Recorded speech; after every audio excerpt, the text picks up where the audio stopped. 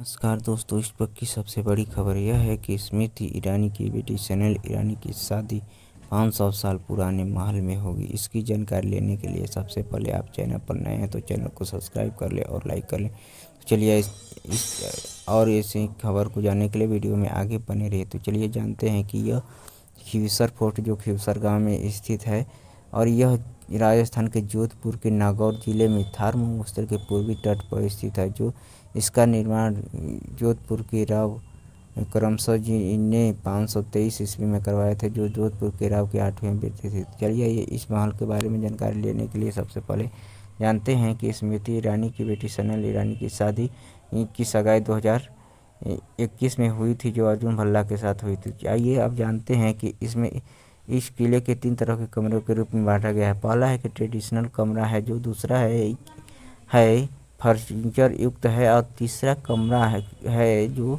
Lobby type के हैं। तो चलिए आइए इसमें जानते हैं कि 71 कमरे हैं और इसमें 4 कैफ़े हैं और रेस्टोरेंट हैं और 2 मीटिंग के वेन्यू हैं और 1 मीटिंग के लिए पर्सनल रूम है।